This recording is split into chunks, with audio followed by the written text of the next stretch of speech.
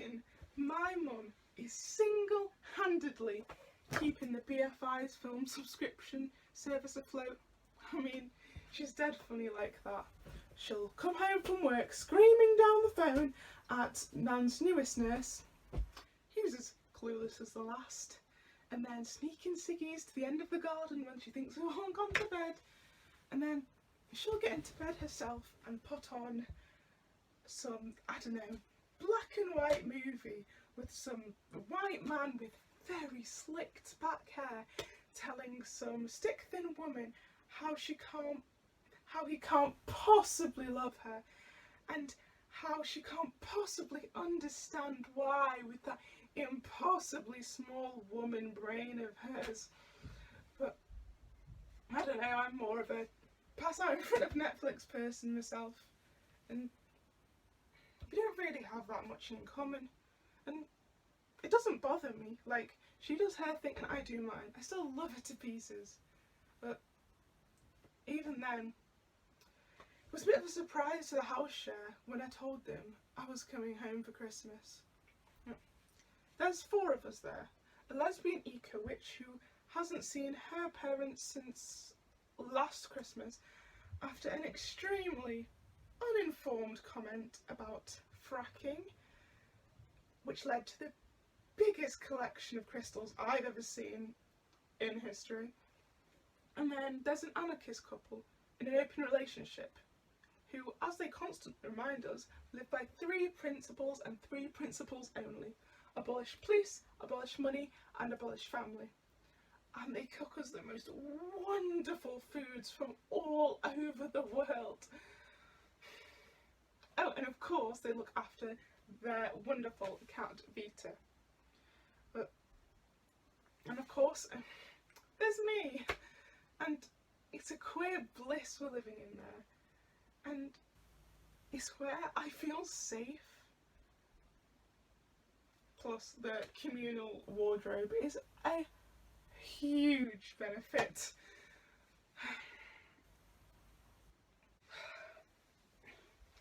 I'm not ready to give up on mum yet, and soon enough I'm panicking, right, because the Christmas lights are going up and in town, and in my head I'm just sitting at the table eating my pigs and blankets and just thinking about what she said to her when I came out, rehearsing what I should have said back to her.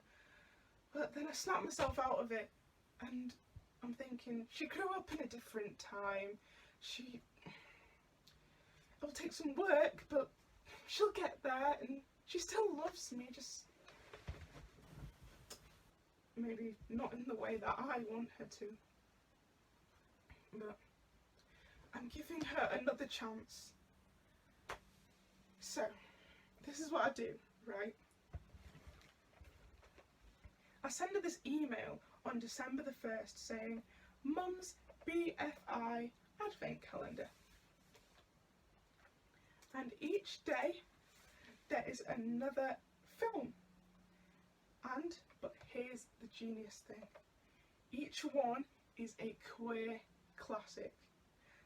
And it's covered in pictures, you know, the way she always likes it. And every day is completely different. For example, Are You Proud? Queers living their best lives. Just Like a Girl, about the art of drag. And Wildflowers, Sapphics in Scotland, and Orlando, a film about someone who lives for 500 years, sometimes as a man, sometimes as a woman. And I'm putting these 24 films together, right, and I don't know, I'm thinking about all these sorts of things. Like, after all of this, how can she not understand what my life is like, my friend's life is like, our history?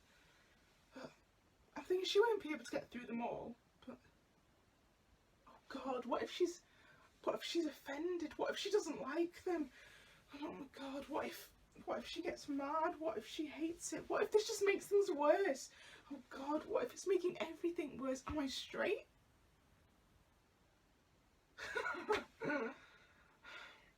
I'm not though, obviously.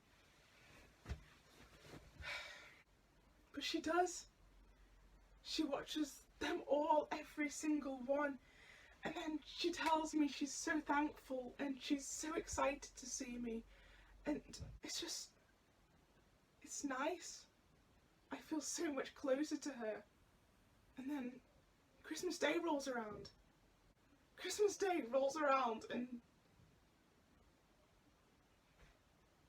nothing has changed.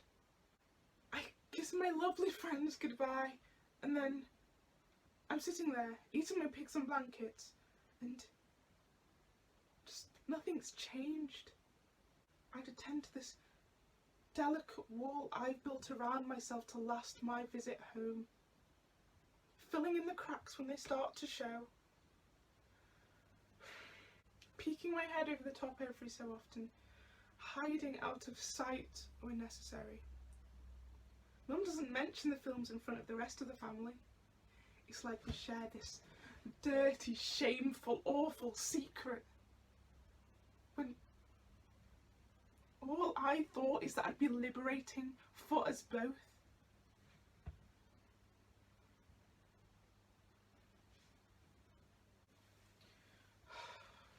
And now I'm full of turkey, but I'm going over it in my head again and again and again. And then my phone lights up. And it's a picture of my beautiful, gorgeous friends from the Flatshare.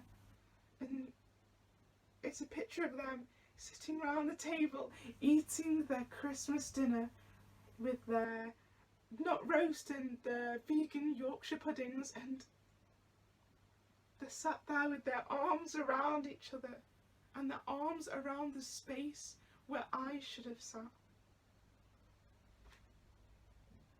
And in that space, they've drawn me. They've drawn me sitting there with them, all in their glory with their rainbow crowns on their heads. Looking at that photo, it's bliss, and it's where I feel safe.